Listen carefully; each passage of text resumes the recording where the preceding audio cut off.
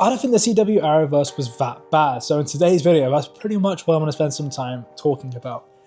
This all came about because I was reading this article. It's like an old article about the viewership numbers, which I'm going to put up some like stats here about the Arrowverse on like Netflix and how it performs. With The Flash basically doubling the amount of views as the next biggest show, which was obviously, as you can imagine, Arrow. The Flash had about 311 million viewing hours. The Arrow had 160 odd million viewing hours, with Supergirl falling right off a cliff at 60 million viewing hours, which means it's 20% of The Flash, which is kind of like crazy when you think about it like that.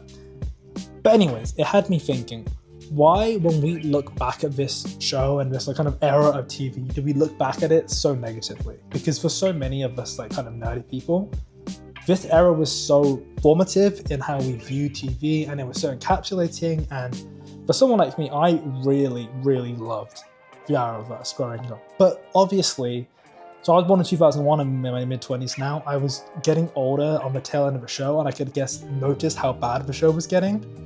But upon like reflection and looking at some numbers, what I'm going to show right now, I don't think it's as bad as we think it is, right? And I have my theory as to why. So first of all, why I don't think empirically it's as bad as we remember it being. So I'm going to start off with the Arrow, right? So I'm pulling up some stuff here, which I'll end up like editing into the video. When we look at the IMDb grid, not that bad, right? The average rating of the show overall is from like a peak of 8.7 in season 2, which is like, as you can imagine, that was like peak TV, the whole like Deathstroke story arc, with a low of 7.6 in season 4, and the lowest rated episode of the entire show was 5.6 in season 4. I think season 4 did such bad damage to the show overall that I don't have any numbers on this part on the viewership from like season 1, 2, 3 to 5, 6, 7, 8. But I'd imagine it'd fall off a cliff because of how bad the season 4 finale is.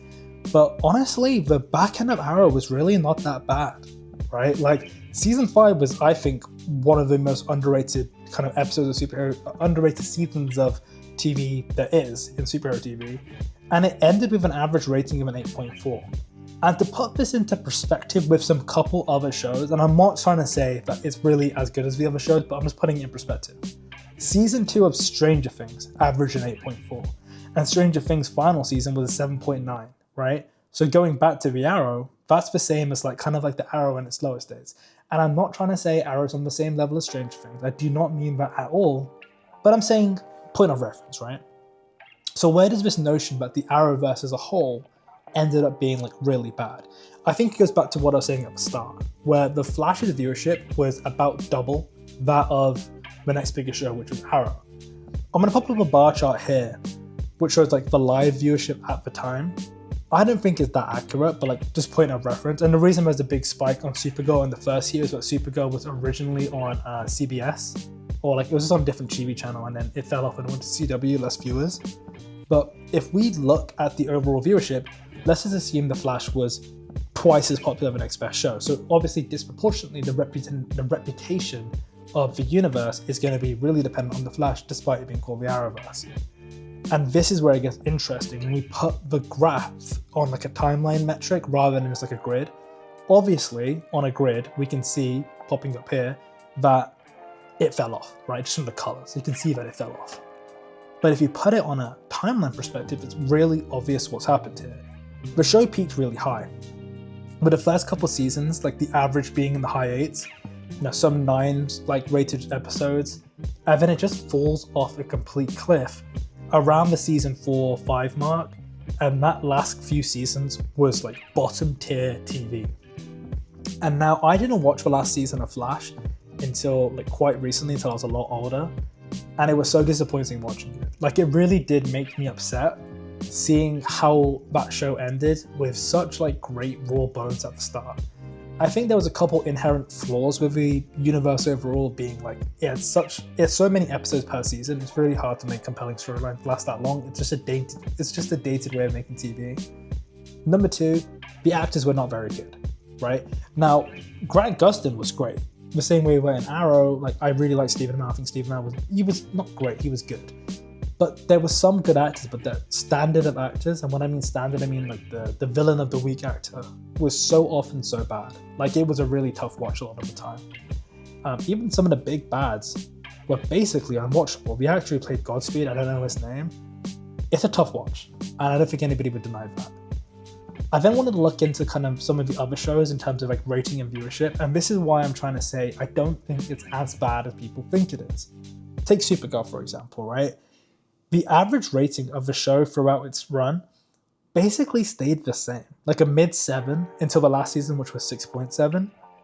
Like, it was never a peak show, and I'm not saying it was a peak show. It was just okay. It was just good, right? Like, good to stretch. It was just fine. And it was the same with Legends of Tomorrow. It was a very consistent show of what you're expecting to get. So I feel like there's this notion and reputation around the Arrowverse as just being a TV universe which just pumped out junk and filth, and it was just like low attention to detail, which obviously has a degree of truth to it. I'm not going to sit here and pretend like that's not true. It is true. But at the same time, the highs were high. It's just that it landed in mediocrity except for one show, and that show was The Flash, which happened to be the biggest show. So in terms of like reputation and like the representation of how it appears to like the wider audience, it looks like kind of just garbage and filth because the end of the show was so bad. It looks like it fell off a cliff. But the reality was that it was just okay. So I guess the conclusion of this entire kind of talking video I'm making here is that the Arrowverse was just fine. And this negative reputation that it's given has just been like kind of TikTok culture and the memes of it after the fact. This is all going on to say that like, okay, there's a notion that these actors from these universes would never be able to fit into the James Gunn DC universe, and that because they're not the same caliber, not the same caliber of acting. I think that's true for like 9% of the actors. That being said, if Grant Gustin made like a serious role in the DCU as like a Barry Allen, the Flash they used in the DCU was a Wally West, or if Stephen Amell came in as an Oliver Queen, I don't think they would look out of place in terms of quality of acting next to the other actors. I just don't think they would. I don't think the acting was the problem. The problem was the amount of episodes and the budget I guess they had to get good co-stars for who would be recurring, you know, whether it be the villains of the week or even some of the bigger bads like the recurring villains. They just weren't very good. So that's kind of like my thoughts on why I don't think the show was as bad as people want to make it out to seem. Well, the universe was as bad as people want to make it out to seem to be. I don't think it was that bad. I just think it was okay, and people have a lot of fond memories of it, and that should just be like appreciated for what it was. It was a cultural defining show. I mean, it captivated loads of people. It defined a generation of superhero fans, whether we like to admit it or not, it did. And it filled a void when DC really needed that void to be filled, because it was a dark time at that point from the DC movies. And I'm not like a big Zack Snyder fan. I'm also a big Zack Snyder hater, but it just gave us something to like watch for such a long time at a time when Marvel was pumping out such great quality that like it kept them in the game. And I think that should be appreciated and respected more.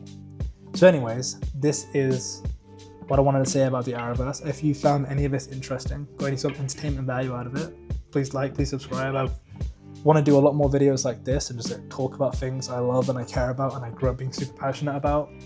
And hopefully platform this into an opportunity to have some streams going where we can debate and chat live, because I just want to find my little community online. So if you enjoyed this video, please like and subscribe, and thank you. Bye.